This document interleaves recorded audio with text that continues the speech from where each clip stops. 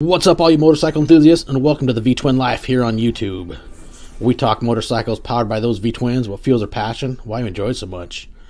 V-Twin Life is brought to you by these two great companies, Crashing Clothing and Wild Ass Seats. Hey, you want to add some comfort to your ass when you're out riding, whether you're a 400-mile guy, or maybe a guy that's pushing 1,000 plus, or female rider for that matter? Hey, check out wild-ass.com and add some comfort to your ass. Can't forget Crashing Clothing, that Northwest brand out of the Pacific Northwest. Hey, these guys got a lot of great stuff, from t-shirts to hats, raincoats, you name it. Hey, they can get you covered. Check out crashingclothing.com. Now, let's dive into another milepost of the V-Twin Life. What is up, everybody? Welcome to another Sunday on the V-Twin Life. Here we got milepost 77. Getting up there, we got Marine Rider. First and foremost, I want to just say thank you for, giving your time and for our country and being one of our military veterans. And, I hold a lot of respect for all of our veterans, and thank you for your service. I appreciate that. Thank you. So yeah, let's have some fun. What's up, guys? Everybody in the side chat, I got Bry and seen a bunch of people. Slim Jim, DDK, Tennessee, HD Traveler, Springer Mike, a lot of guys tuning in. Hey, thank you guys for coming and hanging out and hanging out with us tonight and following along. So how things been, Grant? Hey, I can't complain. Got some pretty good riding in. It's been a great summer for us, and we consistently getting out, trying to ride, trying to evolve and make some YouTube videos and all that. So how about yourself? Actually, it's been some ups and downs, trying to work out a few kinks and whatnot that have happened with the bike, but I gotta say, Rap City Harley-Davidson has been amazing, with their support, having a few issues since it was in their shop, but they've stood behind everything. They've been absolutely great with their support, and so I can't thank them enough for not just telling me to have a nice day, but standing behind the work they did and helping make things right with a couple little issues that I've had, and it's been great. But it's just been having to do a little wrenching on the weekends, but I think I finally got everything fixed, and went for a short little test ride today, and everything seems happy and seems good. So we've been having great weather, so might as well get out and try to enjoy it and do what I can and have a good time. I'm glad one of us is having great weather. We have this Ian sitting right over the top of us, or remnants of it, and shout out real quick to all the people that are suffering in Florida and everything like that. Prayers go out to you and your families down there, and I know all the motovlog community that's down there too as well. Prayers for y'all too as well. So yeah. So well, hey, let's get into this, kind of like how I like to start all of them. So where did motorcycles come to life? Where'd you find it? Okay, so unlike most people, well, a lot of people that get into motorcycling, right, they start off with the dirt bikes and stuff like that. Well, I grew up in Southeast Louisiana, right outside of New Orleans. There's the accent. And for us, it was all fishing, right? That was the thing. We fished all the time, and that was the thing to do. And head out into the woods, go play out there, and that was kind of the way we grew up. And I wasn't introduced to motorcycles until I joined the Marine Corps. I went to boot camp San Diego, then I got stationed out at Camp Pendleton, California, and then once I hit my first duty station, there was a couple of guys that were from the West Coast that had sport bikes. And so that seemed to be the cool thing to be part of, that whole sport bike clique, and, Maverick running down PCH and all that shit. So I wanted to be part of the cool kids club, right? So I went out and got at the age of 19, I went out and got a Honda CBR 600. And it was a little bit powerful for a starter bike, but I did take the MSF course on base and got started. So so I went through the proper channels. The requirement, you have to have that MSF card before you could ride on base anyway. So that had to happen. So when I got that CBR and just started cruising around and ripped around San Diego all hours of the night, may or may not raced a couple guys here and there, may or may not, hauled ass up the I-5 freeway, which I'm sure you're familiar with. And the PCH as well. And then I thought, well, shit, this isn't enough power. Well, we got to get the 1000R. So went and did that, and had a couple close calls there. And that's kind of how I got my start into the motorcycle world. So And was the old CBR 1000, or was that back in the old Honda Hurricane time? no, that was CBR 1000. Okay. Yep, yep. So I think it was fairly new at the time, though, like 2000. So Mm-hmm. it's very newly introduced. So, but it was a powerful bike, strong bike. Can outrun anything and anything. You're popping wheelies out of third gear. Yeah, dude, they So had power. That's no joke. yeah, yeah, yeah. Running down the freeway with your hair on fire.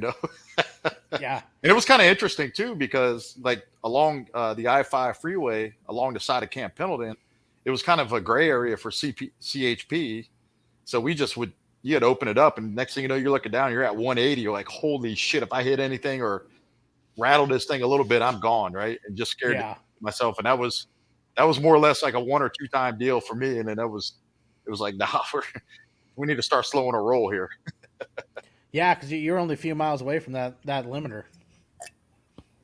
Yeah, yeah. It's that was bad enough where you have to get behind the windscreen, kick your feet up on the passenger peg so you can sit behind something, so you can get blown off the back of the freaking bike. Dude, there was a video I seen. It's been recent. A guy running from the cops down in California, and he was, we're talking close to the 200-mile-an-hour range. And he outran him. Right. He's looking back to see where they're at, and then he, stuck his chest up and sat up in the air, Uh-huh. and it took him right off the bike. Oh yeah. He Yeah. started tumbling. They said his bike Yeah. went another 2 miles down I-5 before it Wow. finally crashed. I'm assuming he didn't walk away from that one. He did end up in jail eventually, but yeah, he's pretty tore up. Did he have all leathers on or something like that? I think he did have a suit on, or he Okay. was riding coat and whatnot, but Yeah. yeah, it's just one of the things, hauling ass and all of a sudden sticks himself up in the air, and well, now you're a wind sail and see ya. Yeah. Yeah. I mean, at that speed, that's exactly what you are. I mean, that thing is Hmm. beating down in your chest, and you're ready to fly off the back of that freaking bike. So Yeah, yeah. that's no So kidding. that was yeah. So that's kind of how I got introduced into riding and just the love of riding and all that. So how long And do you stay with the sport bikes? so once I left California, I got stationed back home in New Orleans for a couple of years. So at that point, I switched over to a cruiser. I was done. I was like, I'm getting up. Wasn't that I was getting older or anything. It was just I kind of was like, I'm just ready to kick back a little bit and just I don't need that speed. If I keep going the direction I'm going with sport bikes, I don't think I'll live to see my 30th birthday, right? So I switched over to a Honda Shadow 750, and that was my first cruiser, and it was a great bike. I mean, it was fun. They are great bikes. It had, I mean, it ran like a champ, right? And never had an issue with it. And then, obviously, just like everything, you outgrow that power, right? And you're like, Hmm. okay, well, what do I need now? And so I went and got the Honda Shadow 1100 Sabre, and that bike is amazing. That is a great all around, good power, good balance. It's just My a good dad bike. rode an 1100 Shadow for God years and years before he finally went to a Harley. But I know he had two Shadows. He had a 750 for Okay. God probably 7-8 years, then went to 1100, and he got probably the same thing. He had that for probably 7-ish years, and he rode that thing all over. I mean, I Okay. even rode it for quite a while. Yeah, On some it's a cool bike trips bike. when he was getting ready to sell it. We were doing some big bike runs, and he put it for sale sign. He's like, "Hey, you ride the Shadow? We'll advertise it and see if I can find somebody who wants to buy it." All right. It's sell fast. Um, Relatively, yeah. Yeah, they're pretty sought after, or they used to be. I don't know about now, Yeah, but this was probably 2001 ish when yeah, he yeah, got rid of it, yeah. when he got his first Harley. Okay, yeah. So I got stationed in Virginia Beach, and that's where I had that 1100 Sabre, and then I switched over, and then got a VTX 1300. So I was kind of Honda all the way through, right? Which was Hmm. interesting. Love the Hondas, and then I got stationed in Chicago, and kids, newborn, all that stuff, and then just kind of put the bikes away for a little while and just didn't ride for about 4 to 5 years. I think somewhere in that window. Just took that, like that. Most guys do. They have a most guys, they'll have a newborn, they'll have kids, and then say, oh well, I can't ride, I want to be there for my kids, and it wasn't so much a safety aspect. It was like I really just didn't have fucking time to ride. So I Yeah. was, I mean, that's really, it Families take wasn't. a lot of time, man. I Yeah. completely understand. Yeah. So I just didn't have the time to get out. And I regret those. I regret that because you could always find a time to get out and ride, right? You You know, can. It's but you got young kids, young family stuff going on all the time. I mean that it gets busy. Family it time does. can be very busy in that times, and I Yeah. totally get it. I think the biggest issue for me too was I was in Chicago and the riding season's like 6 months out of the year. Yeah, I and can you understand. and you got to understand, I've never lived up north before. So when I got up there, man, I was like, what the fuck is all this white stuff coming down? Yeah, and then the salt and everything Yeah. else. Yeah. I mean, there was one day, the snow was backed up against my front door, like 3 to 4 feet. And I was like, I can't even open the front door. I don't know what the hell I'm going to do. And call up my command. I was like, hey, there's no fucking way I'm getting to work. And they're like, oh, well, none of us are getting to work. Don't worry about it. Stay home. And I'm like, oh, okay. That's what's going on. And just learn how to shovel and do all that. I had a 2-wheel drive truck too, man. Yeah, Man, that doesn't help. that was a struggle.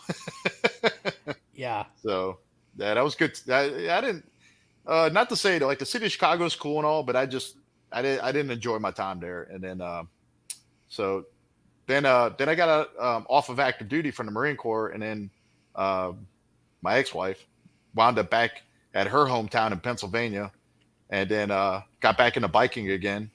So, and then so got back into riding and everything like that, and I'm been riding ever since I got back into it, and I haven't, uh, you know, I think if I'm not able to ride now, I'm a miserable fuck. So yeah, it's a whole two-wheel therapy. yeah. So then I went to the Triumph Thunderbird, which was a 2010 amazing bike, and Triumphs really are nice. it is very nice. That bike was a runner. I say was because I just recently sold it and probably regret my life's decisions. Hey, you can always get another one later. Yeah, yeah. There's no shortage of bikes around, right? So it just wasn't. I wasn't riding it. That's the biggest thing. When I got the new one, I just wasn't riding it. I've always been a fan of the Triumphs. I mean, they're a long trusted brand, and God, they do make some beautiful bikes. Those parallel twins are gorgeous. They are, yeah. That motor, probably the best bike I ever owned up to that point. I mean, the way you start it up and go, the low maintenance, a lot of power, just a great bike. That Thunderbird's a beautiful looking bike too. The lines in it and everything like that. It's just really iconic brand too. Yeah. So, but then I wound up with what I have now. How long do you have the Triumph? 4 to 5 years. I think 5 years. 5 years. So did you ever get do much get little weekend getaways or overnight rides or any traveling wise on it? Yeah. So me and the wife, we went up to Finger Lakes, New York, which is about a 4-hour ride from where we live up there. Spent the week up there, rode around all the Finger Lakes up there, all the wineries, and did all that. And thank God the wineries have beer because I don't do wine. But I was just gonna say, God, I didn't think you'd be a wino, but all I right, can't cool. do it, man. Couldn't do it. Couldn't do it, man. Every place we went had fucking beer. I was like, oh, thank God.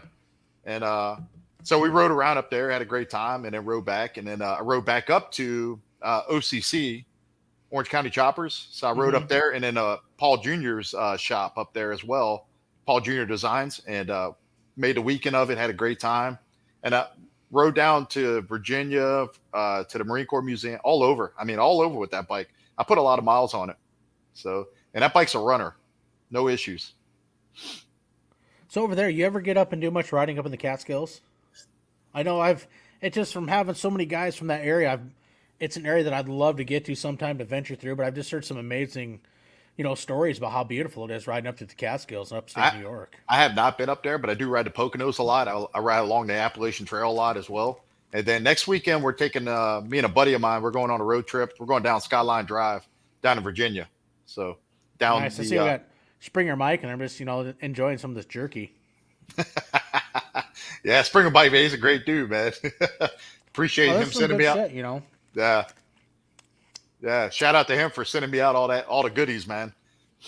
Dude, Springer Mike is freaking awesome, man. That guy is one hell of a brother. Him Yeah. and Nick are cool as shit. Some of the most awesome dudes I ever met. Definitely, man. Built one hell of Definitely. a friendship with those guys. Yeah.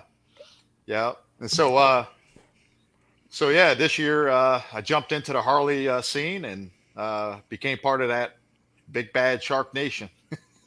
Hey, it's the only way to ride. Shark Nation, Shark Life for life. Right. Right. Yeah. Yeah. It was an interesting shopping around for the bike. I was all but set to go Indian, and I was all set on a Challenger. Test rode it a few times and was like, man, I really enjoyed a ride. And then I test rode the roadglide, and I was just like, wow, it was just different, right? It was just like, wow, just the feel of this bike is, I don't know, it kind of just, pulled me in and was like, man, this might be it. And then I started doing more research, and I was like, okay, aftermarket parts, and then all that, and it was just like, you know what, what's the scene like for that dealership network? And so after all those factored in, I was like, yeah, I'm going with the road glide, and that's where I'm at. I took one for a test ride. It was 2020. They just came out, and I was down. That was when I did my first 1K, and I was down at High Desert Harley-Davidson, where at that time my nephew worked, and the Indian dealership was right across the parking lot. So I went over there and, talking with the guy, and we're talking bikes, and, we got into history, a bunch of old my motorcycles. When he's like, I think you just need to take that for a ride. I said, you need to understand. I said, I'm not buying it. I said, but I'm just admired. He goes, I know. He goes, but ride it and just, tell me what you think. You never know. I'm like, whatever. Right. So which Right. was funny is, my brother lives down there. He's taking pictures, and since my dad, that motherfucker's trading the road glide and getting a fucking Indian. And I took him for a ride, and my nephew, who worked at High Desert at that time, he went into the salesman. He's like, dude, my uncle's about ready to trade in his road glide. And the manager came out. He's like, bullshit, he is. He's like, when he gets back, you tell me. So he's got free reign. He goes, whatever he wants to ride, he goes, wheel it out. He ain't buying no goddamn Indian.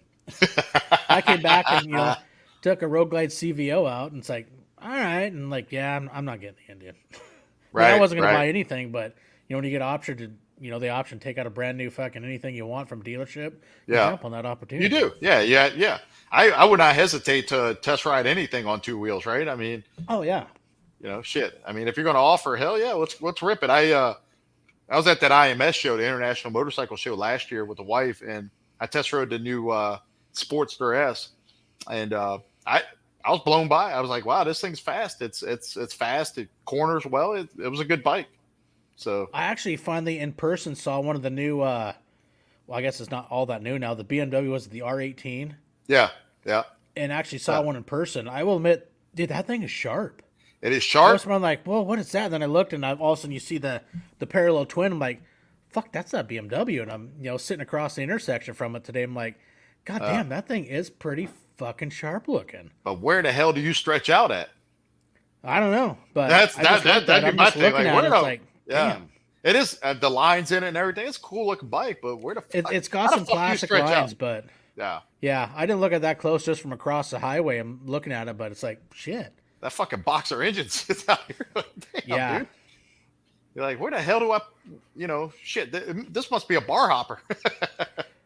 But then, you got to give them, credit because, I mean, those yeah, fucking pancakes, I mean, they're tried and true, and they've ran them forever, and, they've They are. proven their longevity and Oh, that's yeah. why they're so fucking Yeah. popular, and why, especially you get into the ADV line, you want to get the adventure touring, and man, that's Right. tried and true and tested and been approved and stamped and double stamped. Yeah, but Harley's kind of tapped into that market with that one, right? They're trying to get in there, but I'll give them to it. They're, that Pan American sharp, but it's definitely when you're the new kid on the block getting into something that so many people have, really been into for a while. You got to Yeah. really try to establish yourself. You got to prove that you have a quality product Right. that you're putting out. Yeah, definitely. Yeah, absolutely. And they're up against it, right? I mean, that's what Yeah. it is. So, yeah, we have a Yep. couple guys in my work have them now, and they were like, "Hey, man, just take it out for a rip, dude. Go." And I was like, I feel kind of weird about taking another guy's bike. Nah, I was like, I'll just go test where I want to at Harley. I'm good. Yeah. So I don't know So you what that all- well. So what all have you done to your bike? with the roadglide. Yeah. So I have tab performance on exhaust, which to me I really like the sound. It's pretty wicked. And I have 12-inch. I don't know the brand of the bars, but they're the meat hooks. Hmm. So, and I'm still trying to get familiar with all the aftermarket Harley stuff. Um, so I debadged the tank. I took the Harley Davidson logo off that's written in cursive, and then Yeah. I put the shield that was outlined in red. I put that on there. Those are sharp. I like the looks of those. Yeah, yeah, I really do too. Then I put I got underglow lights on it now. That has I like that because when you're riding at night and then you hit the brakes, everything turns red, and that's what sold me on that feature. Yeah. So, but other than that, I mean, I bought it used. It's a 19, and it came pretty decked out already. And my thinking, and a close friend of mine who went with me to buy the bike, he was like, "Hey, you want to try to find something that has some of the aftermarket stuff done on it already because that shit's expensive, and it does have a cam in it too as well. So it is a stage two coming, and I didn't do that; it came with it. And I think it's the But I mean, four. it Is saves it you a the lot of four? money. Yeah, is it the 465 cam? Does that sound about Probably right? the 475. There you go. That's it. Yep. Yeah. So, and yeah, it moves. I mean, I like the power. It moves good. And then I bought I went to, so when I went out to Sturgis, I was out there with Pro Monkey was there. We were at the Advanblack tent, and they talked me into ordering and getting a King Touring pack. So I got a quick release King Touring pack for it. So, which is amazing. The wife loves that wraparound backrest. So, Yeah, the tour packs are nice. I've even thought about going with I mean, I had the quick release of mine with the tour pack, but getting more into the endurance side of some of the, doing long distance rides and whatnot, I've considered going to a Pelican. okay. Just if I'm going solo, where you put a couple little eyelets in it, bolt them through, and you have even more storage on the top. Oh, yeah. And move Yeah. it forward to center your weight more over the back seat. And Yeah. because I picked up another luggage rack that a buddy of mine gave me for another quick disconnect, so it's like, well, shit, I can, Well, I maybe can down tell the you, road pick up a Pelican and then, have yeah. my choice of two of them. Well, I can tell you, as long as I've been in the military, those fucking Pelican casings are the shit. They are tried and true for sure. So Yeah. it's probably the only military grade thing I'd buy. Oh, my wife, your tour pack hates me. Yeah, she has the hardest time trying to latch it. Well, my tour pack's Okay. it's a late '80s off an Oh, older one, but my dad had found it at a garage sale, and when it was already vivid black, I want to say he paid like $50 for it, and put it on a quick disconnect mount and put it on the bike before I'd got it. yeah, yeah, And it's got the old style lash and whatnot on, which sometimes can be a little bit of pain, but that's still yeah. functional, still works. Hey, it is. Yeah, my Yeah, I mean, I use the hell out of it. I'll admit, I go to the grocery store all the time if the weather's nice, and I'll buzz up there on the bike and fill the saddlebags, tour pack, and shit. Every now and then you got to throw shit in the luggage rack and throw yeah, the old cargo net over it and fucking go home. yeah. Is it a King Touring pack then? Oh yeah, it's a big one. Yeah, yeah. So I did like the look of the chopped, and I really like the look of it, but I was looking for functionality, and I was like, you know what, Exactly. I'm going to fucking regret not getting the King if I don't get the King Touring pack, and I'm And I'll happy I agree. got it. They look nice. They do look cool, streamlined. But then, I totally agree. It's that whole functionality. You buy a tour pack. Yeah, I guess everybody has their different reasons. But I look at you're gonna buy some because you want more storage, you want more room, and you right. get the chop pack. Well, okay, cool. You could have got the the king pack of the full size, and now you bought the the chop, and you have half the room. Yeah, yeah. I mean, And you can for the fit. money, they Yeah, ain't any cheaper. They're about the same price. So definitely you are. want more? Do Yeah, you want less? yeah, yeah. And I was happy with the King Touring pack that I got from Advanblack because I went down to Harley. Uh, we can get in that segue if you want, but I teach MSF over at Appalachian Harley, our local dealer. Oh, And nice. so I do get an employee discount from them. So I went down there and I was like, all right, can you price out a King Touring pack for me and all the mounting hardware and everything that I need. I already had the 4-point docking hardware. Mm-hmm. So I was like, if you just price that out for me, they're like, yeah, that's gonna run you about 1,500. I was like, geez, I'm criminy. I was like, good God. So and I reached out to Advan Black and it was like, just under 900 hours. I mean, you can't beat that. Yeah, that's no kidding. That's still fucking expensive, but you Yeah. know, but it was a no brainer, right? So yeah. So the military biker Scouts, he was talking about that. He loves his. Yeah, that King touring pack is amazing. So I love mine. I mean, and even having the quick disconnect, it's like I don't ever take it off. I've taken it off, and I look at the bike and I'm like, well, this looks fucking retarded as shit, and I put it back on. It's like, it's just for me. It's like I've always ridden with it on. yeah, I'm so used to the look of it. It's like I take it off. I'm like, this just looks fucking stupid. yeah. I'm still not used to it being on there yet. So when I'm not riding two up or I need that extra storage space, I just pop it off and just ride without it. But I'm I don't know. I could see myself in the future just leaving it on and just going with it and saying fuck it. Yeah, that's what I do. Yeah. I don't ever take mine off. Yeah. And what's nice, which I don't go over to the, Puget Sound a whole lot on my motorcycle, but we have one bridge in Tacoma. It's a toll bridge. And if you don't go through the booth, you can stay on the lanes on the highway, and there's cameras. They'll take a picture of your license plate, and they just send you a bill in the mail. It's like $1 Right. more. Right. Well, my license Right. plate sits so high up underneath my tour pack that the cameras can never see it. So whenever I take the bike there, I don't ever get a bill. So it's Well nice. played. Well Oh, played. hell yeah. Exactly. I'm not cheating the system. I'm working the system. That's right. That's all. Hey, it's how you can buck it. That's right. Day and age, Yeah. you got to save $1 where you can, or $6. Hell yeah, with inflation, fuck yeah, you do. Hell yeah. So yeah. So now you enjoy getting out and trying to do much traveling on two wheels, or enjoy the weekend getaways? Kind of what's your style of riding when if you're in a going? Yeah. So I'm kind of balanced when it comes to that. I'm okay with I ride with Combat Vets Motorcycle Association, so I'm okay with just a couple guys from the chapter, and we just kind of go out for 100-mile ride, hit up a lunch spot, have a beer, have a good lunch, and 100 miles back. I'm okay with doing that type of stuff, and then I'm okay with like weekend trips. Like next weekend, we're going to leave Saturday morning. We're going to tent camp in the Skyline Drive right outside of that, and then come back Sunday afternoon, Sunday night. So I'm okay doing long distance. I'm also okay with just ripping around town and just going to grab a beer somewhere, or just hanging out with brothers. So it is well, I know. See, that's the thing. Long distance to you, long distance to me, or say Briar military biker. Everybody's terminology is different. So for you, what's your long distance range? What falls under? For me, and it's just me. Like I'd be okay with like riding 400 to 500 miles in a day.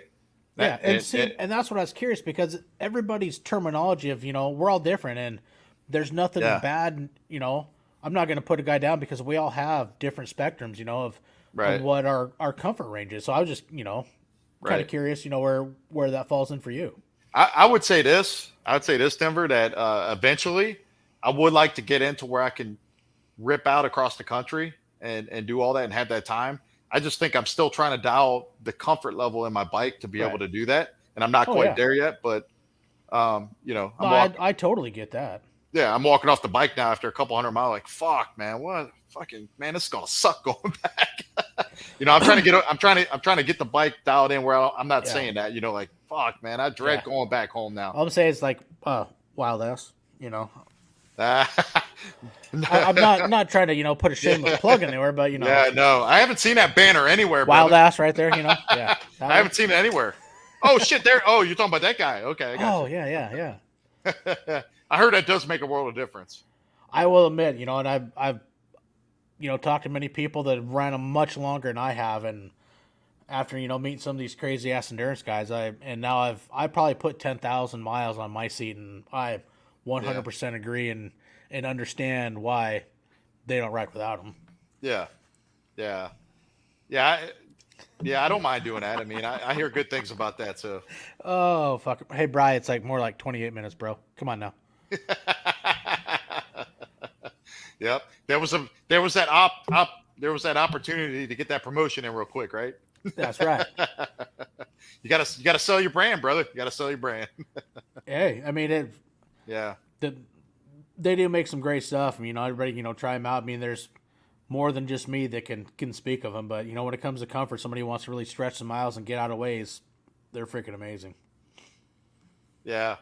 Yeah. I'll have to get that a try, man. I really will. On next time I have a real long distance. You know, I would like to get where I have a seat that just is dialed into. And so my thought is just take, a stock seat or like something like I have the Harley 2-up hammock and just take that to a local embroidery shop and just have them put some gel in it and refit it and see how that turns out. I have the Harley touring seat, and I know like my first ride 1K in a day, I didn't have the, that was before I ever had one, and I wasn't totally uncomfortable, but there's a big difference. And, even with the 2-up, it's like I don't ever even take mine off. And, Okay. we got one on for my wife. She has one on the back for her, and Yeah. my son has one on his bike now. He got the one that was for my dad, and Okay. Hayden freaking loves it. He won't take it off. Yeah. Yeah. But I have, yeah, when the wife rides, I put that hammock on. And then when I ride, I just put just the stock seat back on right now, which just for local rides and in and around. I'm thinking about getting a backrest too. That does make a huge difference for Michael. It Right. doesn't put you up a whole lot more in the air because with a wild ass, you'll put some air in it, and then Mhm. once you sit down, there's a little valve. You open it because you really don't need much air in them. That's what I They hear. got troughs that go through it, so as you're riding, the air is actually going through the seat.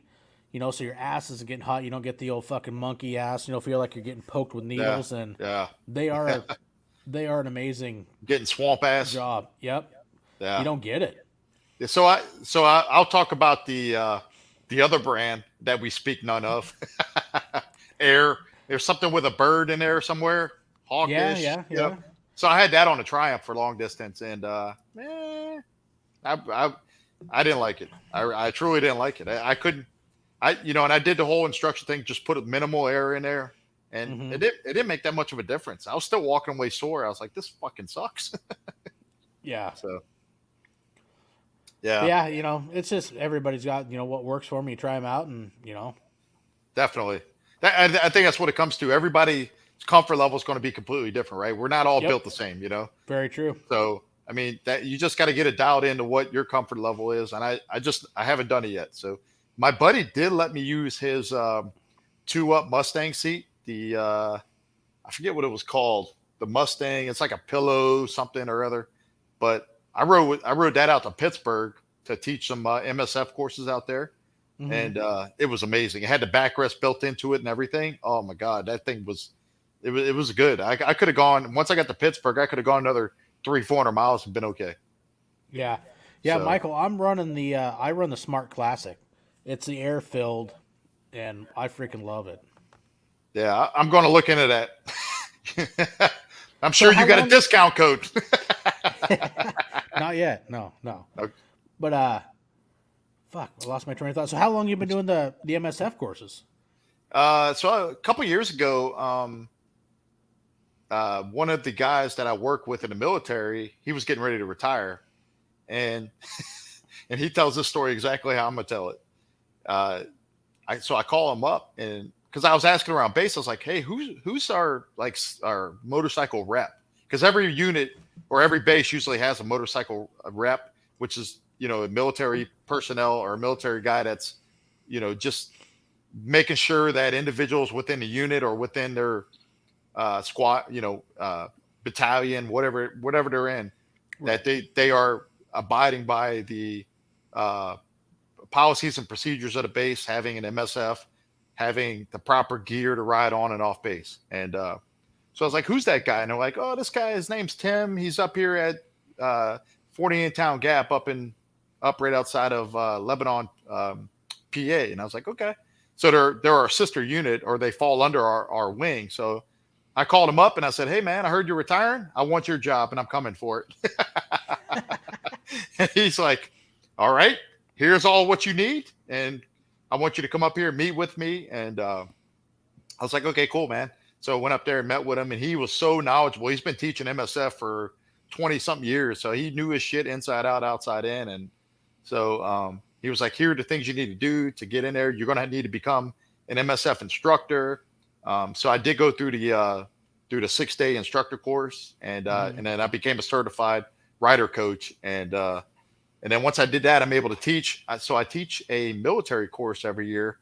The turnout that I had last year was like 32 students. in a day. So what I do is I teach a mentorship course, which is more of like an advanced type riding course. So everybody that shows up to my course is already a licensed rider, Mm-hmm. and they have their own bike, right? And so what we do is we go up Pennsylvania State Police closed circuit course, and they have an outer ring, an inner ring, uphill, downhill, cones everywhere, got a pad. So I set up a course every year, and it's all included, it's all encompassed within that compound.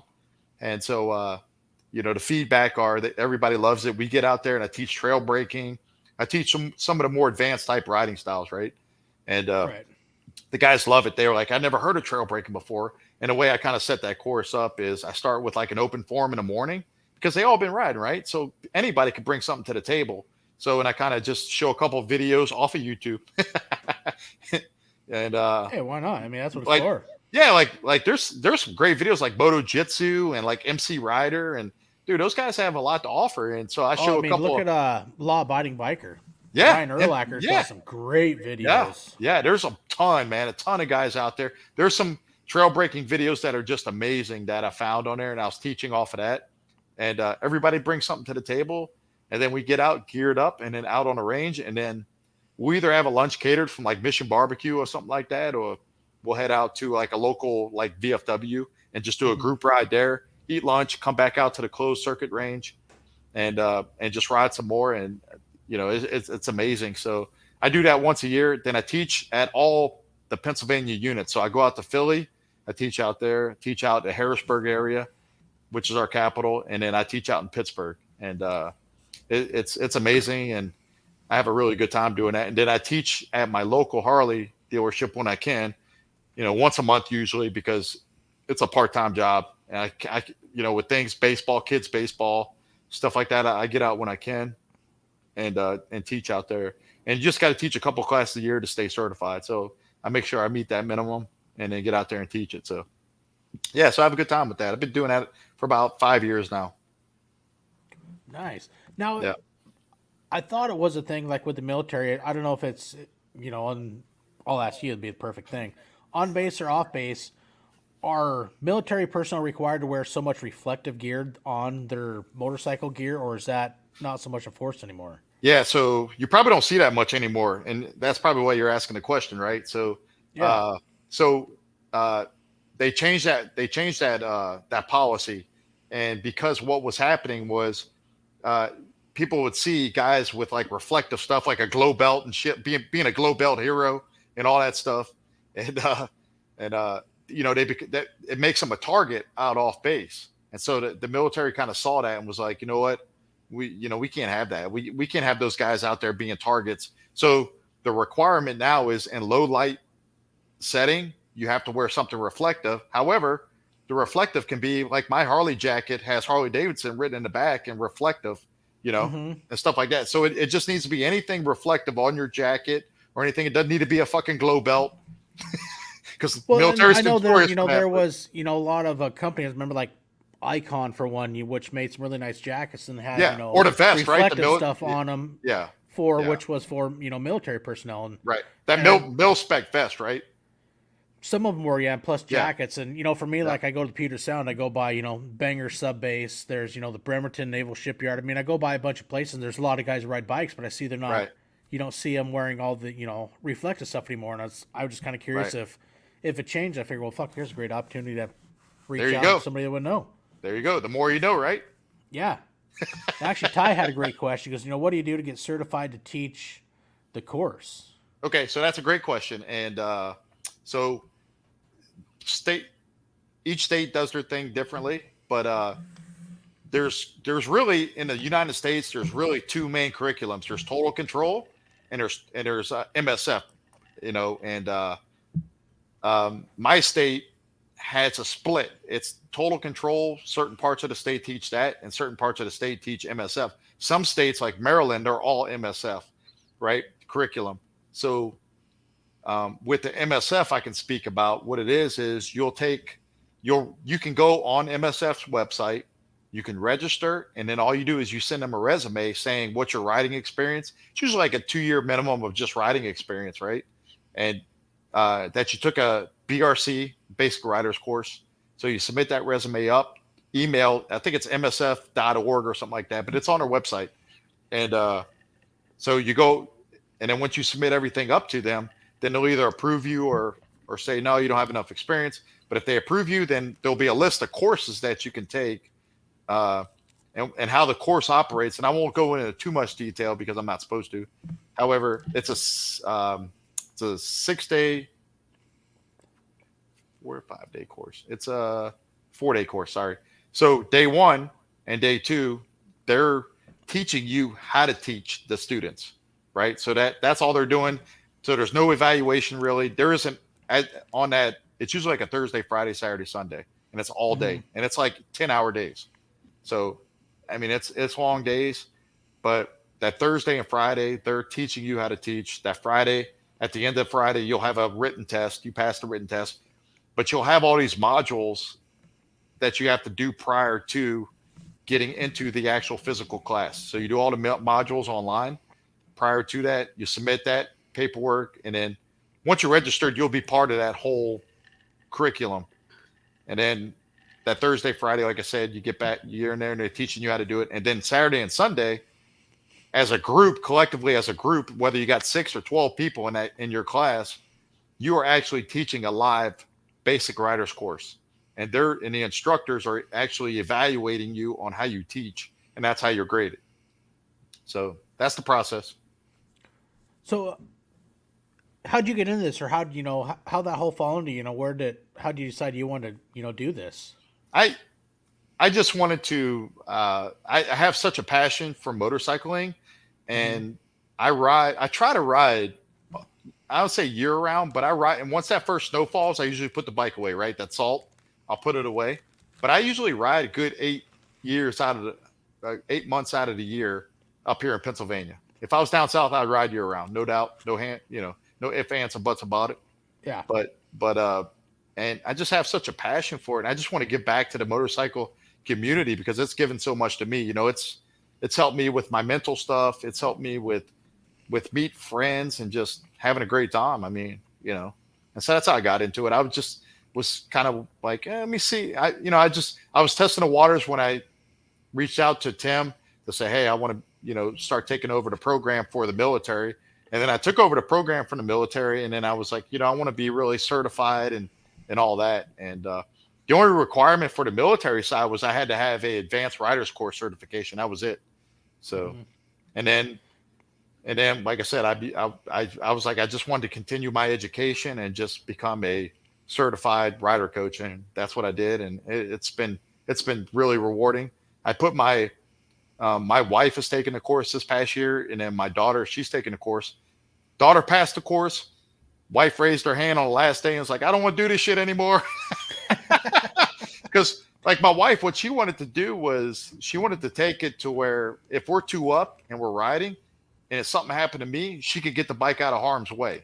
Right. And she felt, hey, and she felt like she accomplished that. Right. And she was like, I don't want to ride my own, that's not me. I don't want to do that. I like the 2 up. I trust you. And she's like, I'm good. I feel like I accomplished what I needed to. It's like, okay, all right. Other than nothing wrong with that at all. No. And I may get in trouble for this one, but she may or may not wound up in a bush on day 2. Jeez, you got Springer Mike over here in the peanut gallery just really being a dick. I don't get it. I don't know. Some people, Yeah. Old Mikey, man. Old Mikey. Oh, yeah. No, but I think that's cool. You really, giving back and, just the whole support within the motorcycle community is just an absolutely amazing group of people, men and women. I mean, and it's an awesome, community to be a part of. There's so much support and you can reach out to so many people and whatnot. And it's a lot of fun. Yeah. Yeah, Great definitely. Group of individuals. Yeah. That's a good point, Ty. Yeah. It's definitely a good point. Yep. Yeah. So you went to Sturgis this year, right? I was over there before Sturgis. I was over there during the Hoka into June. Okay. How was the riding during that time? The riding on the day I got a ride was great. One day my bike was in the shop the whole day at Black Hills Harley-Davidson getting worked on. So it Yeah. kind of shot that Saturday Yeah, I down remember the you drain. talking about that. Yep.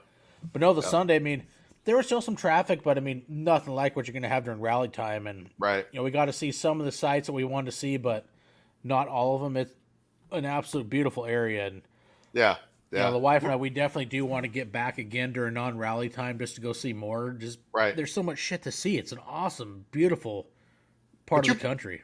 But you've been out there a couple times, right? No, that was the first time. Okay. Okay. Yep. I popped my cherry this year too. Yeah, it was absolutely gorgeous. Yeah. Yeah. So I definitely popped my cherry this year. I Now, don't know did if you you ride want all to. the way out there, or were you one of those guys that trailered? Yeah. We. What? What'd you say? Oh. Trailer? Yeah. All right. So for me, and this was my perspective, and you can Okay. call me a trailer queen all you want. I'm good with it. Okay. Hey, Yeah. it don't hurt my feelings. I don't give a fuck. No, So- I would, it's just a question. Yeah. No, I was trailer queen, man. I'm proud of it. I don't give a fuck. So Okay. my theory was Podcast over. Thanks for coming on. Us kidding. Yep. Peace out, Cub Scout. So for me, it was I knew I had really like 9 to 10 days, and I was like, for my first one out there, I want to be out there as long as I can. How am Right. I going to do that? And really, Denver, I was on the fence the whole time with going back and forth. Do I want to ride? Do I want a trailer? Do I want to ride? So there was two main reasons why I rode, and number one was spending as much time at the rally itself as I could, and I felt like trailering would help me accomplish that. Number two was, and if you haven't heard of us, the Coalition Crew, which is the military biker and the Canadian vet rider, and I don't think you guys sent me an invite on Instagram to your group or whatever it was. yeah. So we became friends through Instagram, YouTube, and all live streams and all that. Which that's what this community is all about, right? I mean, the motovlog community is fucking amazing, right? And so we became really good friends. And through all that time, we were like, hey, you know what'd be cool? Let's fucking tent camp at the Buffalo Chip and fucking go to Sturgis. And I was like, that sounds like a fucking great idea. All right. Until it rains. We didn't get one drop of rain the whole entire time we were there, brother. Yeah, Fucking amazing right there. We were very fucking lucky. So that was kind of our collective plan, was like, hey, we're going to get there. We're going to meet up. We're going to do this thing. And what was interesting is like how we formed and became great friends. The military bond was obviously number one, but then motorcycling obviously kind of solidified our friendship.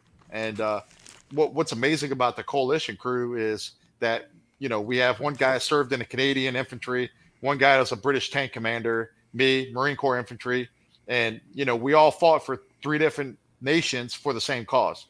And that was what, to me, was the most amazing thing about us coming together. And I think it was very unique too, right? For us to kind of hang out there and just do our thing.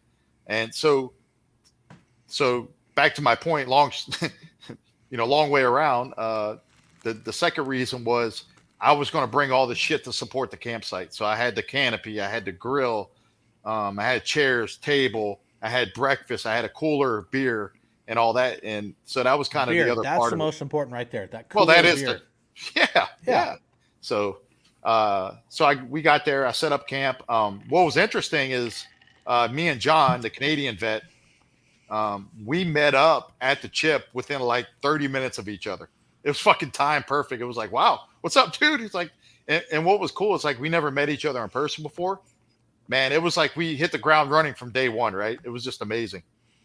It was like we never missed a beat. It was like, holy shit. And so we set up camp, we got everything lined up, and we kicked it off and just did everything and anything. We met a bunch of great moto vloggers out there. We ran into Ryan.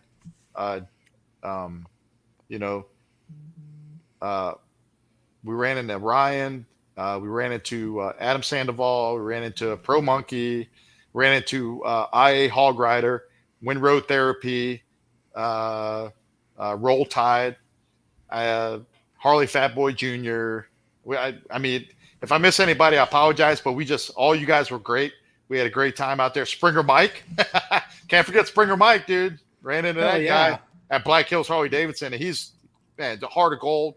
Great dude. I don't care what Denver says about you, Mike. Hey, that was private. God damn, Jesus, you ruined everything, man. Yeah, I fucked it up for you, right? No, tell you what, Mike and Nick, those two dudes are fucking awesome. Yeah, we didn't get to meet Nick, man, but yes, Mike was awesome, man. What a fucking great dude.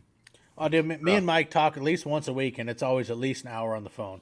I mean, but for Yeah, me, it's like I drive truck for a living, so right. I get paid to look out windows all day long, so Yeah, it occupies his time. just as long as He's you're a not good licking, dude. just as long as you're not licking them, you're okay. Hey, shut up. Sometimes you gotta do what you gotta do. Yeah, yeah. I mean, depending on I guess what part of the country you are, man, that can be a fucking pain in the ass, right? Driving truck. Well, I mean, I do local stuff, so I'm home every night. Oh, that's You good. know, I That's haul good. lumber over to lumber to rail yards Yeah. over in the lower Puget Sound, or we also the Okay. mill I haul for supplies a lot of lumber yards from the Yeah. Canadian border down to the Oregon border. So we Okay. haul all over the place. And but for me, mostly probably 90% of my hauls, I'm going to the rail yards in Tacoma, and all the inner four wood heads east or heads south. Okay. Yeah. I mean, yeah, I have a CDL as well, and I do drive tractor trailer for the military. Hmm. So from time to time, and it's a great time. I don't mind shifting gear, and all of ours are 13 speed, so we're not just steering wheel holders. Oh yeah, well I drive an 18 speed, so I get you. Yeah, yeah. I'm not that far advanced, but Well, I mean for us, I mean every day it's like I'm damn near maxed out at 105,500 pounds. We run yeah, 4-axle trucks, 4-axle trailers. yeah, yeah, yeah. Good deal, Oh, man. fucking Springer Mike decided to jump on the old fucking Seattle bandwagon. That You son knew of a you knew it bitch. was coming, right? Oh, well, Yeah, he just elevated himself, or I should say yeah, demoted himself to a new status. That son yeah, of a bitch. yeah. You follow baseball or no? Oh, yeah. Yeah, I've done baseball for years. That's a Mar- big part of my family. Mariners. Yeah, I clinched the playoffs last time. Ichiro was a rookie the last time they made the playoffs. I saw that, man. That was a long. I was like, yeah, they deserve a little champagne after that one. Oh, yeah. So hopefully they can make it past the first round, but, we'll see. But Yeah, yeah. Well, I've been very privileged to have the Braves win it last year, and if they pull it off again this year, that'd be amazing. We'll see what happens. It's competitive this year, right? But I mean, growing up in Louisiana, you were either an Astro fans or a Braves fan. So yeah, oh fucking bride, best joke ever, dude. That's a joke that won't die. It just that will forever live on. I swear to God. the Seattle joke. Oh, that's right. You say Forever. Seattle? You said Seattle? Oh yeah, yeah. The Seattle joke. They just That lop thing you all. has life. It's like They just forever. lop you all together, right? Yeah, oh, yeah. Yeah. Yeah. Yeah. It's like, oh, you're from New Orleans. Well, I'm from the Bayou, but yeah, okay, cool. Yeah.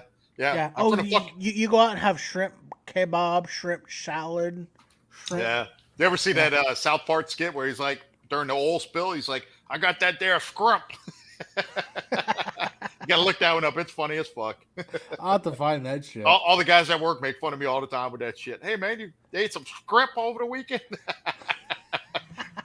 Fuck you, man. Yeah. No, man, I had crayons. I'm a Marine.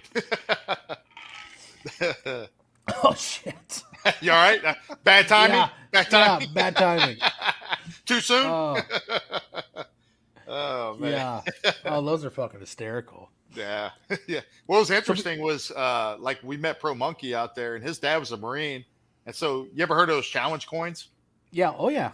Yeah. So I was able to hook the I old got a man nice up. collection of Nice. challenge coins. Nice. Yeah. I mean, usually like first responders, uniform like you were a DOC. So I'm sure you guys have them too, right? I never had any of those ones. No, I didn't get any. Okay. And no, All right. I'm not from Seattle. There, DDK underscore TN. I'm about 2.5 hours west of that shit. I'm on the Olympic Peninsula, in a little town called Port Angeles. Oh man. That's right. Just had to clarify that real quick. Oh, so you're not hanging out by the Jimi Hendrix statue, huh? No. I'm hanging out underneath this one, and the flag outside says "Fuck Biden" and "Fuck you for voting for him." That's hanging on the front of the shop. Yep. Cool. Yeah. So Yeah, we throw man. that out there real quick too. Hell yeah, man. See how many Yeah. followers I lose now. Yeah, well, fuck it. Whatever. You just kind of got rid of the woke folks. Oh yeah. Yeah. I So usually keep. besides Sturgis, what was the other favorite trip you had? That you did this year? Um. Well, outside of Sturgis, everything else was pretty much local. Outside of Sturgis, we did do a run down to Maryland for our sister chapter, which was really cool. Um, it was down on the Chesapeake, on the Chesapeake Bay, and it Hmm. just ran. It was a poker run and just ran all the way around the Chesapeake Bay. It was fun, man. We had a great time. So we did that. We did a Memorial Day parade with our chapter, which was really cool. I see them, man. They're having fun with it, huh? Oh fuck, Sprayer Mike's all about making. I mean, hey, tell you, it's still a little bit warm cuts out of the smoker, Mike. I don't know why you're raising such hate and discontent, but it is. It's fucking tasty, bro. That's all I'm saying. Yeah. Yeah. So I was going to go to OC Bike Week for just like a turn and burn. It's only 4 hours away. And some family stuff come up right at the last minute. And I was like, fuck, I can't make it down. And, so next year that's on the agenda is OC Bike Week. We're going to make a whole week out of it, tie a family vacation into that. So, Nice. so we'll get there the Saturday before the rally. Rally usually starts like either, like the initial rally will start like on that Wednesday, and not much is set up yet, but a few things. And then that Thursday it kicks off. So we'll probably do the whole week down there. And then once the rally kicks off, send everybody back home, send the fan back home and go have fun. Right. Now, what about Laconia? Laconia is only 8 hours. A couple of guys in my chapter were kind of talking that one up. So we don't know yet. We may or may not hit that one, but we'll see. And then next weekend coming up, we're going down to Skyline Drive. So down to Blue Ridge Parkway. So I've heard of that. I mean, I know I've seen pictures, on Instagram and stuff on YouTube. Looks like some beautiful freaking riding. it is, man. It really is amazing out down there. I mean, so I'm excited. I've never been before, so I'm excited to kind of do that. And we're going to just be rustic as fuck and go tent camp it and then just head back, just turn and burn on the weekend. Our temperatures are starting to drop a little bit too. So, we'll be geared up. And funny story. I've never rode with Chaps before. and I do know they're all assless. Oh shit! I do know they're all assless. I get that, but I will however, say a good quality pair of Chaps will really help keep your legs a lot fucking warmer if you don't have lowers. It is a big difference. So I don't have lowers, and I I bought don't a pair. either. I bought a pair this year, and I rode with them the other day. It was in the like low 50s, high 40s when we started that morning. Fucking a no-brainer, dude. They're a fucking no-brainer. I was like, I used to make fun of them dudes, and I'm like, shit, now I'm wearing them. The wife comes down. When it gets, I mean, it's got to be really cold for me to wear them. I don't know. I just have a little bit more tolerance, but like with my wife, it could be 65, 70. I got to put my Chaps on. Yeah, they're game changer, man. All right, but they are, especially, for us over here in the fall time, you get that fog, you got those low hanging clouds, and it's not rain, but you got that little bit of moisture from that fog. Right. Dude, they make a huge difference. And, I was I'll blown wear away. them a lot in the fall. Yeah, I was blown away wearing them the other day. I was like, shit. And the fact that it kind of warmed up during the day, you just ripped them things off like that. I was like, shit, okay. Because I used to wear like long johns or like a Poly Pro or something like that under my jeans. And then during midday, you had to find a bathroom or something and change out of that shit. And it was like, fuck, I don't want to do that anymore. Yeah, when it's really cold, I mean, I've done the long johns, and I also have some, like, they're not Carhartt, they're another brand. I don't think Key either, but anyways, they're fleece-lined work pants. Okay. And a lot of times, especially in the winter, fall, it's like, fuck, I'll put those on if it's really cold in the morning. It's like, you know what, I'll throw the Chaps over those. And Right. Those fleece-lined jeans are amazing, by the way. That's what I used to ride with. Yeah, they're amazing. So. I even had some flannel-lined ones that are the same way. They're really warm, in the wintertime. And right. I'll ride in those. And if it's really cold in the morning, it's like, cool, I'll throw my Chaps on. And, afternoon, it's like, all right, cool. Roll those up, throw those in the saddlebag, and and go. It just extends your riding season a bit too, right? Oh, absolutely. Especially if, there's nothing worse than being cold and out pounding miles when you're freezing cold. If you can, keep your extremities warm Right. and then it just adds so much more to your comfort level, and you can just enjoy the ride. So the next upgrade for me is fucking heated grips, because I had that on a Triumph and I don't have them anymore. And you don't realize once you lose them, you're like, damn, I need those back. I need to get heated grips. So See, I've never had those. I have some. they're amazing, dude. I'll admit, dude, I probably have 10 pairs of gloves. Right. Everything from half finger to like lightweight to middleweight, medium, heavy, and then all the way up to like some heavy ass fucking leather riding. I mean, they're so hard sometimes it's hard to grip your, the Yeah, throttle. you don't have to. Yeah, you don't have the dexterity, right? But they're so freaking warm. It's like they'll come way up your arm, over your jacket, and they're like warm as hell. They're fucking amazing. But Yeah, it's like the gauntlet ones, right? I'll only wear them like 3 times a year, maybe. But it's like, fuck, I ain't getting rid of them. Yeah. Yeah, I don't know. The heated grips to me were, I mean, that was amazing on the Triumph. That's first bike I ever had with them, and they were fucking amazing, man. Yeah. So I don't know if the heated grips are overrated, dude. They were awesome for me. Never had a complaint. So Well, no, it's like he said, they're not overrated. yeah, I don't think so.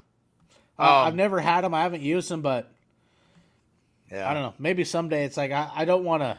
I don't want to age myself that much. It's like same thing with the heated gear. Everybody, heated gear's a shit. I'm like, I don't want to. I don't need that. I can. I don't need through heated gear. Yeah, There's layers. You'll Yeah. get that base layer, and as the day gets on, you Yeah. can shed a layer or two. It's like yeah. I'm not ready to pull that plug yet and say I'm that old. Well, That's just me though. Yeah, I am looking at those Memphis Shades hand guards. I am looking at those. I've been thinking the same thing about the handguards. They're ugly as fuck, but I hear they're functional. They are, but I don't get as much because I can ride in cold temperatures with my roadglide with just my half finger gloves, and I don't get really? a lot of air to Are the your wind bars hitting below my your hands. are your bars below your fairing? They're right at the top of it. Because mine are above the fairing, so I get everything with them. Yeah, that would be Yeah. different. Mine are Yeah. just right at the top of it, and I don't get as much, and everything else. That Clockworks windshield, it just pushes it up over. Yeah. Shout out to Clockworks. That thing's awesome.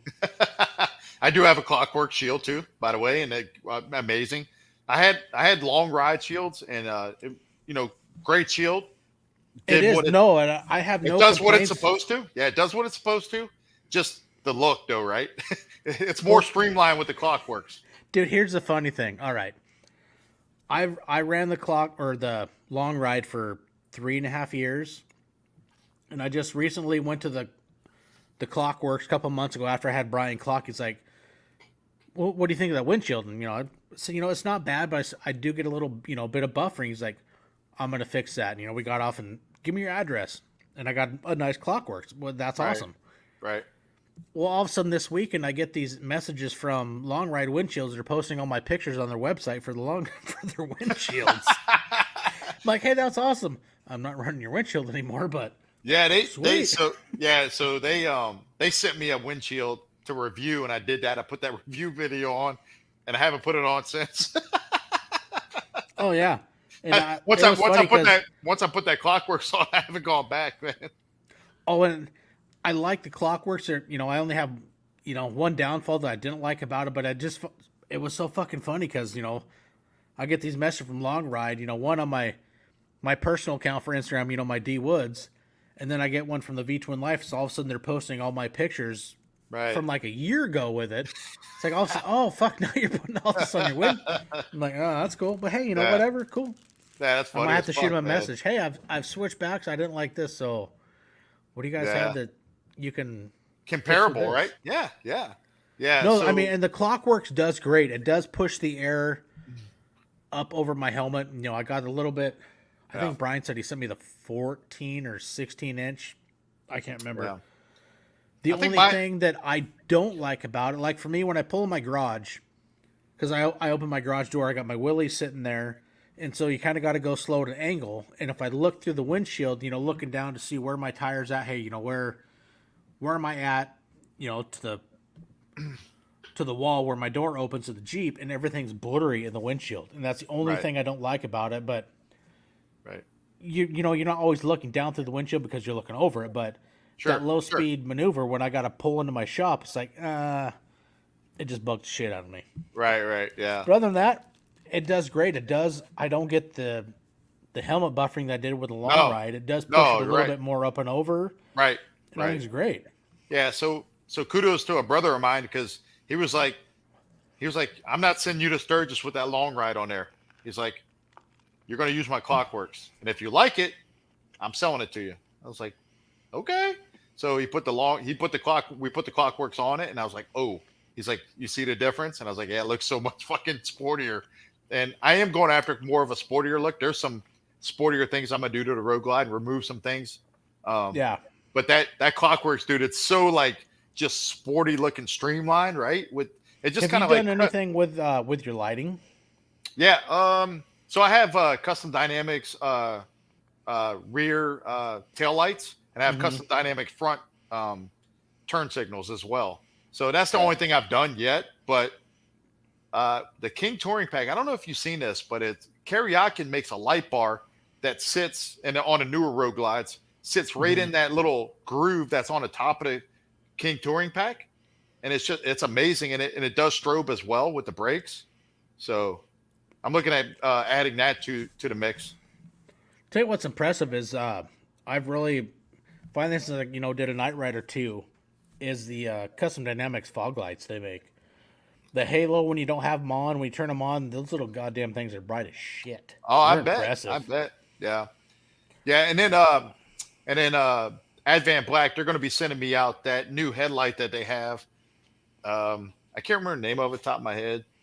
Brian might know, but it's got sequential turn signals built into the headlight. You know how Oh, okay, the yeah. newer, yeah, and it's I can't remember the name of for the I've seen a film. They look sharp. yeah, I'm really yeah, impressed with that with the Pro Beam Adaptive from Custom Dynamics. That okay, headlight is okay. Jesus Christ, is bright as shit, and Oh, I bet, yeah, yeah, it definitely makes a difference from running from the stock headlight. Because I mean, no joke, the low beam on well, that Custom well, Dynamics is yours, probably 5 times as bright as the high beam that I had. I mean, that's being dead yeah, serious. was yours was yours LED your headlight before? No, I didn't think so because of the year you had, right? yeah, Ours comes stock with the LED headlight in it, but not turn signals. It's like, what the fuck, Harley? yeah. Can I talk shit on Harley real quick? Oh fuck, I don't give a shit. So I did post on Instagram and I did post on Facebook as well under my Marine Rider page. And so Thursday, right? Funny story, not funny, but because it could have been fucked up. So I get to work Thursday morning. It was cold morning. I rode to work and park the bike, get off the bike, go in the shop. And then about an hour later, I was like, fuck, it's pretty bright out. So I was like, where are my sunglasses at? Oh, shit, I left them in my saddlebag. Okay. So I walk back out to the bike and I noticed like this little bitty puddle underneath the caliper. And I'm like, what the fuck is that? So I look down there and I'm missing the bottom bolt to the caliper is not there. And it's just oozing out of there, right? I'm like, Oh what? shit. Holy shit. This could be fucking bad, right? So then during lunch, we have a local Harley dealership. I went over there and I was like, hey, I need this bolt.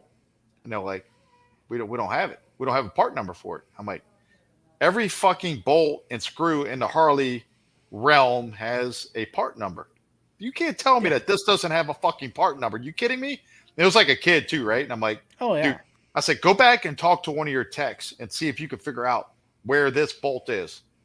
And he's like, well, they're too busy back there. I was like, no, bullshit. I was like, you need to go back there and talk to them and find out. He's like, well, they don't have them. And he says, you need to buy the whole entire caliper.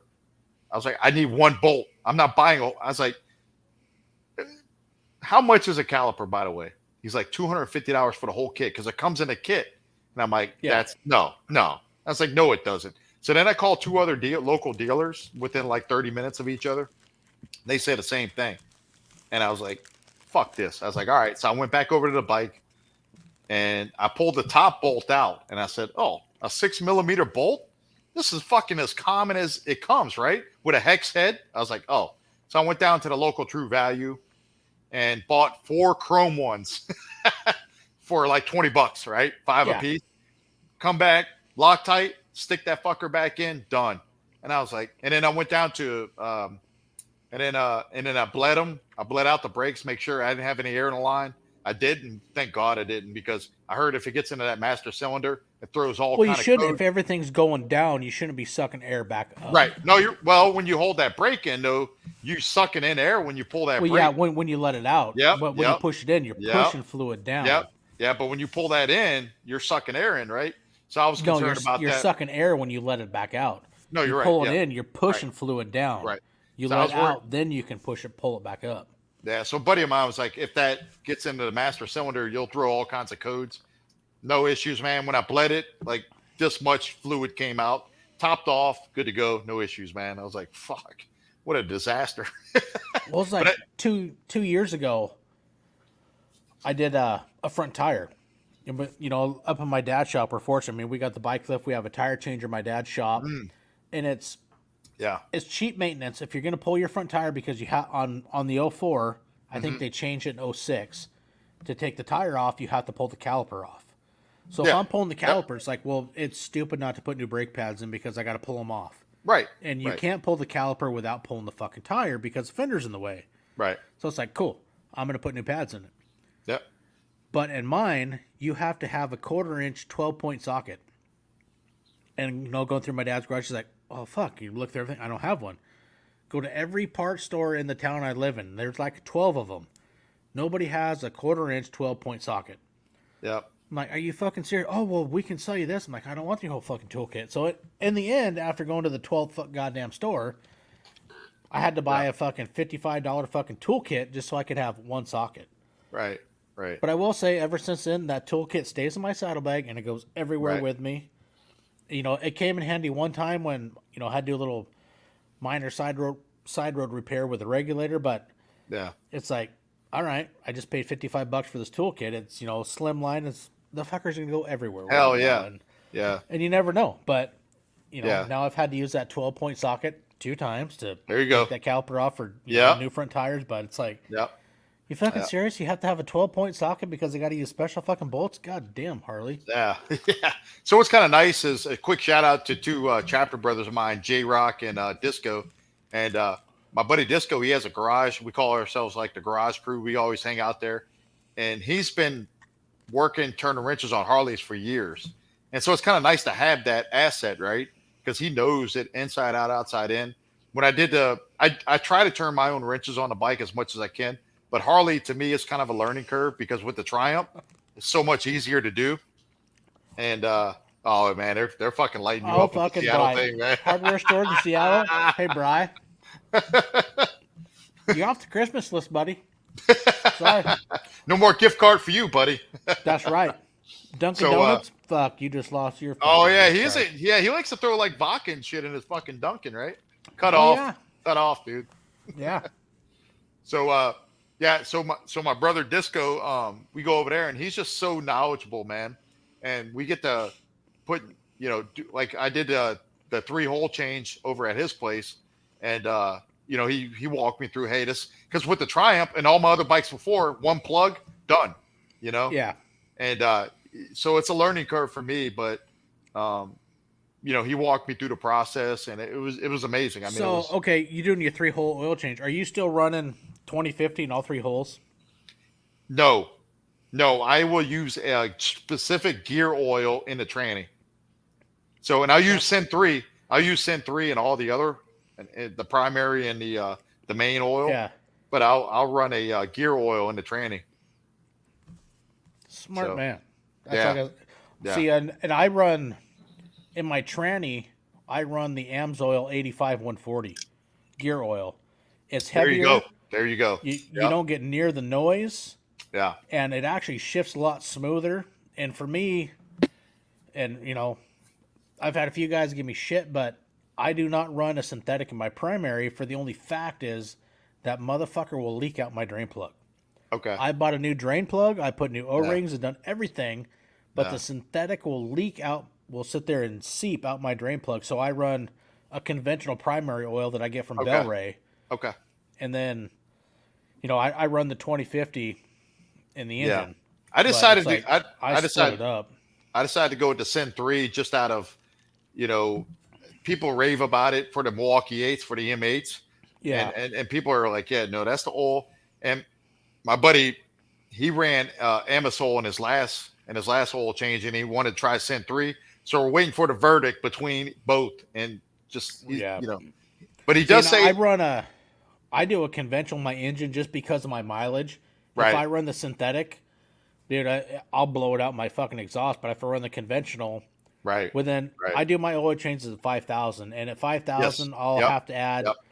a half a quart to a three-quarters of a quart in between the 5,000. But I Right. mean, I got a lot of miles on mine. I mean, I'm at a Yeah. 111,000, Yep. I'm set on and 5,000, dude. I'm set on that, and and that's what I do. I oil at 5,000, yep. primary at 10,000, or Yep. yeah, and then my tranny at 15. So I do my truck. I did my truck in Amasol, and you're supposed to be able to get amazing amount of mileage out of that. I don't know. They say Yeah. like 10,000. Yep. I'm not set on that, but I do have their oil filter, the 25,000 mile oil filter, and I'm like, okay, yeah, I'm not doing that.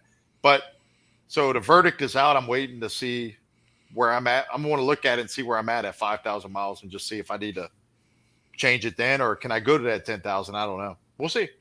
Yeah. And They say it's such good stuff, though. no, they do. I mean, it is a good product, and a few years back I was a dealer for it. I didn't renew my dealer's deal with them, but Yeah. they Yeah. do some amazing shit. But for me, it's like right now I run the Amzo, my tranny, and Yeah. then Yeah. for my That's good primary stuff, and man. whatnot on the engine, I run different shit just because Yeah. of the mileage I got of mine, just and the situation which my engine gives me. But Yeah. still Yeah. runs good, and I go from A to B, and I treat her well, she treats me well. Yeah. That's amazing. The mileage you have on your bike is amazing. And they always say, right, the way you maintain it is the way you're going to get, is what you're going to get out of it, right? Yep. And if you stay on top of your fucking maintenance, dude, you're good to go. Exactly, and that's like we were talking the other day. I got a little black book in my fucking tour Right. pack, which Yep. has every fucking service from day one of this bike when my dad was the first owner, Right. and I just keep up meticulous on it. Where tire pressure, checking Yeah. fucking your belts, well Yeah. dry belt, oil, So, transmission, primary. Every time you doing service, hey, you put it in the book. You check your tire pressure, put it in the book. Check your tread depth. I mean, everything. It all right.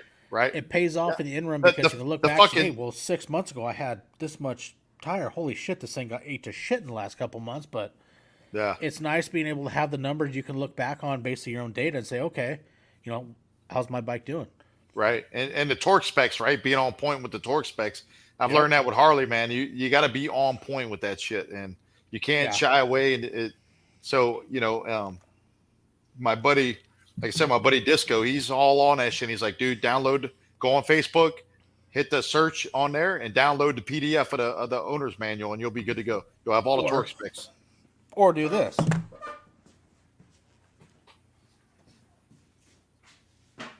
Where'd he go? Where did who go? Or go out and get the fucking Bible for your book Yeah. that has everything. Yeah. I mean, I got all kinds of other pages marked. The dyno sheets for my bikes and was tuned. Yeah. After doing the cams, the programmer. Yeah. But having everything, I mean, a guy can get the PDF. Don't get me wrong. With our new technology we have today, it's very easy. Hey, I can pull this up, but Sure. have it out in the shop.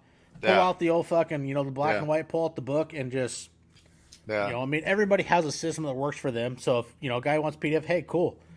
A lot of people now, fuck your goddamn phone's a computer, but Yep. having a laptop in your garage, your iPad, your phone, or whatnot, you Yeah. can search shit up, or go the old black and white version and get the fucking Bible for your book that has everything you ever No, need. in it. I'm old school like you, dude. I'd personally rather have the book, and I may probably go out on eBay or some shit and buy it, Yeah. or just go to Harley dealer and get it. Fuck there, they'll have it Yeah. there.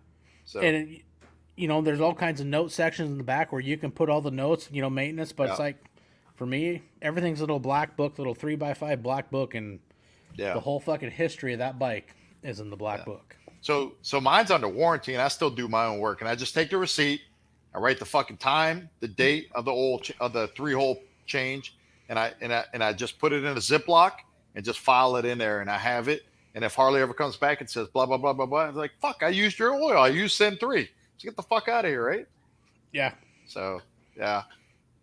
So that's kind of my process with it, and I can't see taking it down to Harley and getting a fucking 300-hour oil change, man. I just can't see it. Yeah, And I'm not going to do it with you. Yeah. And that's how even my dad was the same way. He bought his 2019 Roadglide. Yep. And from the dealer he bought it from, as long as they did the maintenance, it came with a lifetime powertrain warranty. And after, like, I think at 30,000 miles, he's like, fuck this. I'm tired of paying the prices for it. And he's like, right. Screw them. Yeah. You know, did his own oil change. And then about that time, he came into some of that, you know, got rid of a house he'd owned that was a rental. And I like to say he got into that, what I call fuck you money. And so went to the Bazzani True Duals, the fucking 475 Woods Cam, the new high flow intake, the programmer. Ended up a whole bunch of fucking money in that 107 and woke that motherfucker up. Oh, I bet it flies, man. Oh, Jesus. That's amazing. You get to ride with your old man, right? Oh, all the time. Dude, that's amazing. So here's the funny thing. He's always telling me, hey, oh, fuck, you got to ride this thing now since I tuned it. I'm like, cool. I call him one day, hey, I'm going to come get the bike, take it for a ride. No. What do you mean? You're out of town. You keep telling me I got to take it for a ride. I know. I'm going to come get it. No. It's all the shit. You know, I got a good day. Hey, Dad, let me come grab and go for a ride. You know, let me try it out. Oh, no. It's always no. I'm like, motherfucker, you told me I need to ride it, right? Oh, yeah, you do. I'm going to come get it. No. Fuck you, Dad, you prick. That's his baby, man. It is. Well, it's one of them. I mean, he's got a beautiful fucking hot rod, you know, and he's got a beautiful 73 Dodge Challenger that is almost done with a whole complete frame off rotisserie restore. So are you going to get it back in about a month and a half? But it's like you keep saying I need to ride it. Oh God, you do. It's fucking great. I'm gonna come get it tomorrow. Oh no, motherfucker. So when are you gonna fucking upgrade? I don't know, because I've seen so many posts and I follow so many guys, you know, and made a lot of friends in the community that have had these twin cams that have gone almost 200K before anything. It's like. You know, part of me, it's like, I want to see how far this motherfucker will go. They're pretty fucking bulletproof, right? Well, they are. And, you know, I have this little contingency plan of when it decides to go, I'm going to go with the S&S 111. Okay. And I'm going to dump in that 111 at 125 fucking horse the rear wheel, and that's going to drop right into that motherfucker. That'd be cool, man. That'll be really cool. I bet you that fucker would be a nice engine in there. Dude, when I did the Monsters Over Mountains ride for Mile Monsters in August, one of the guys, Colin McLeod, he owns he's part of C Cycles. I think that's his own little side business. He had a 2016, it was a street glide, he converted to a road glide. Okay. And we took off, you know, he was part of the group that rode with us. And we did this, you know, 4 or 5 car pass on one of the big freeways we were on. I was doing about 90, 95, and that dude passed me like I'm doing fucking 40. And I was like, holy shit. And when we stopped to get, you know, fuel and whatnot, I bullshit with Colin, I'm like, dude, what the fuck is in that bike? I mean, I knew it sounded good. I figured, you know, it was cam, you know, healthy built. He's like, oh, yeah. He's like, this is the S&S 124. He's like, I'm putting down 154 to the rear tire. Right. Yeah. I'm like, are you fucking serious? I'm like, well, I guess that explains why he left me in the dust at about 95 fucking miles an hour. Like, I'm standing still. Oh, yeah. Yeah. He's like, oh, it's fucking great. He goes, but honestly, he goes, dude, if for the stuff you like, you know, touring and whatnot, he goes, dude, do the 111. He goes, do not do this fucking 124. It's a gas pig. He goes, no. He goes, if I would have hindsight, you know, looking this over again, he goes, I would have went with the 111. Way fucking better option. I'm like, all right, you know, and I started looking at him like, fuck, that's a smart option. I mean, it's like about $7,000, but with the numbers and everything you can do it. I mean, it's a drop-in fucking motor. I'm like, is it a crate motor? Yep. Okay. Yep. You can buy it complete, cams, everything, all ready to do. Drop it in and bolt it, and you're good to go. Yeah. So, I didn't buy it. I didn't become a bagger bro to fucking haul ass.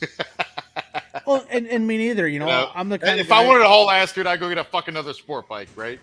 So, and that's how I am. It's like, you know what? I love touring, but you know, for me, I've gotten into that endurance side. I mean, I've done a few 1Ks, and I enjoy challenging myself, pushing the miles, and then I've, you know. And you want reliability too, right? You don't want to fucking blow something, right? Exactly. That's the other part of it. Yeah. You don't want to go too big to where you have that issue. And I'm Right. all about Then you're stuck. longevity Yep. and reliability. Yeah. Then you're And fucked. Then you're fucked out in bumfuck Egypt with no help. exactly. And, since I've done that, in August doing the Mile Monsters ride, I want to do more. And the, there was such a lot of messages and a lot of outcry after the Monsters Over Mountains ride, and it's going to come again in 2023. We'll do Yep. Monsters Over Mountains in Yep. August, which will be the week after Sturgis, 19th Yeah. and 20th of August. Going to be a little bit bigger. The last one was, 1,550, but I have some great ideas, and we're going to push maybe over 2,000 to 2,500, and we might go 3-day event, but Hell yeah. that's the kind of stuff I enjoy. I mean, when you can get behind an organization and join up with them and do something you absolutely enjoy, which is riding motorcycles, Yep. you can do it for a greater good to raise a lot of money. Yes. That's And where why we not are. see a little bit more a beautiful country that you haven't seen? Right. And I've had some awesome messages from guys on the East Coast that want to do it, that have claimed, hey, they will come from the East Coast, and that said, hey, if you do it the week after Sturgis, we're all going to go do Sturgis, and we will come to Washington the weekend after, and we're going to do Monsters Over Mountains. And That'd be cool, man. That'd be really cool. put together an awesome little group. Basically, I wouldn't say group. It's two of us that we're gonna kind of do the board of directors for Monsters Over Mountains on the West Coast, and we've got an epic idea that we kind of put together that is going to be one killer ride. And with the mileage that we've kind of been looking at, we're pushing around 2,500. So we might go with a 3-day event, but it's just so much fun to do something you enjoy, Right. and then to help another. Well, basically, it's children. Right. You're helping, Yeah. some children live the best lives they can that are going to be battling a disease that currently right now is fatal. Right. And what's the problem, since I've done more research, talked a lot more with Riot, who started Mile Monsters, they say 1 in 5,000 boys is affected by Duchenne's muscular dystrophy, Right. which doesn't sound that uncommon. No. But yeah. the government says that it is a rare disease, so they throw pennies at the dollar when it comes to research. Okay.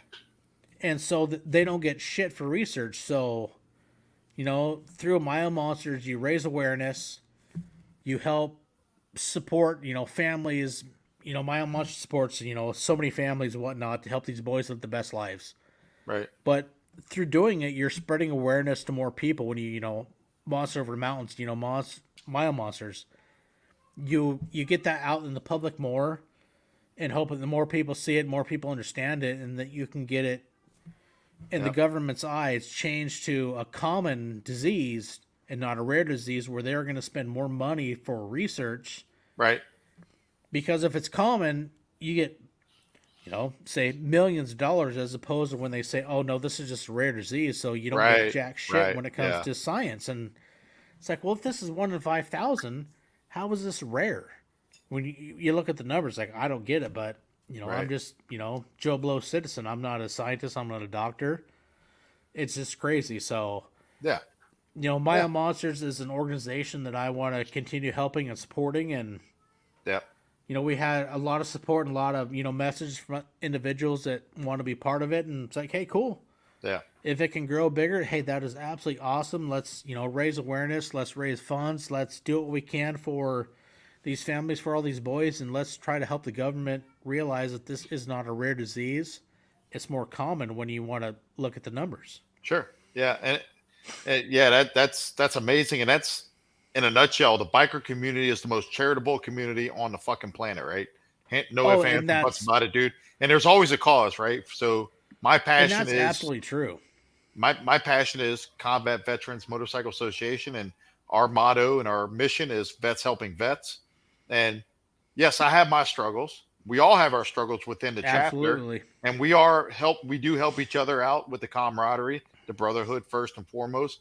But we will always go out and help vets that are less fortunate, that don't have a path, need financial help, need camaraderie, need assistance, need counseling, whatever it is. And we're all out there. And that's my passion too, right? As far as like teaching motorcycle safety, that's one. And then that too, that's a big piece of my life. And that has really helped my issues my personal demons, and it's amazing that at any given time I can call out to one of my brothers and be like, dude, I'm not good, and they'll be here in the New York second. They'll drop everything they're Exactly. doing and they'll be here, Yep. and vice versa. I will not hesitate to do the same for them, and it's been an amazing journey with the organization. And like we had our family picnic yesterday, and fuck it, we had a blast. I mean, it was end of summer party. I mean, we just had a great time together, and we were able to patch in another brother yesterday, and it was just Oh, like, it's awesome. yeah, I mean, it was just a great time. I mean, we're out there shooting the shit and talking about future rides, and they're talking about in 2 weeks going out in the Tail of Dragon in the middle of October, which it's starting to get a little, like I said, chilly up here, but Oh yeah. no big deal. They're like, yeah, we're gonna roll. I was like, shit, if I can get off, dude, I'll roll with you guys. No, but Yep. And exactly, it's that support and that, brotherhood, sisterhood, of that camaraderie, and that motorcycle community that we all live in. And yeah, it's an awesome group of individuals to be part of. yep, Whether you're in a club life or out of club life, you still get that support, and right, everybody's going to have your back and they understand. And, yep, that's the whole point of, it's part of this. It's right, part of the V-Twin life, is meeting these people, right. sharing stories Yeah, and helping share it, and, yeah, building that part of that community. And I yeah, absolutely enjoy this shit. It's so much fun. And right. That's part of why that's why I continue to do it. that's why I continue to do my YouTube channel. There's been times where it's been like discouraging, like, oh man, I got to get a video out. It's a lot of work. I'm not. It's just I don't know, man. If I want to continue to stay with this, and then you go to like a place like Sturgis, and then you run into all these other moto vloggers, and you're like, holy crap, man, this is a great time. It's like, no, man, it's totally worth it. And and I'm having a good time with it, and I treat it as a hobby. And that's what I want it to continue to be. I don't want it to go Yep. beyond that hobby, because once it does, I don't think I'm going to enjoy it anymore. I think I want to just, be done with it. And so Yeah. I just enjoy that part of it. I enjoy documenting my rides and documenting meeting people, going to rallies, having that great time. And I just, I love all the great people that I've met, friendships for lifetime friendships that we have. And it's just a great time, man. And that's So, exactly it. When you have fun doing it, then that's the greatest reward. right, When it's something right. you enjoy, Yeah, then that's just a double bonus when you do something. And right. it's like tonight, dude. This has been absolutely a fucking blast, shooting down and shooting the shit. I know we had to Yeah, man. shit, talk for a little while on the phone this morning. I think that ended up being a fucking hour, but I know. and Yeah, yeah, that's just yeah, how it is, and that's yeah. part of the community and the fun of Right, this. The whole, right. a guy can call it adventure. And man, Grant, Sure. this has been a lot of fun, man. Thank you for Yeah, coming on tonight, and definitely. Yep. we're definitely going to be doing this again here in the near future. Absolutely, man. I had a great time. I appreciate you. I'm very humbled by you having me on today, and look Oh, forward to it absolutely, in the man. future, man. So, Thank you. Hey, while you're here, go ahead and let everybody know where they can follow your, your adventures and what you got going on.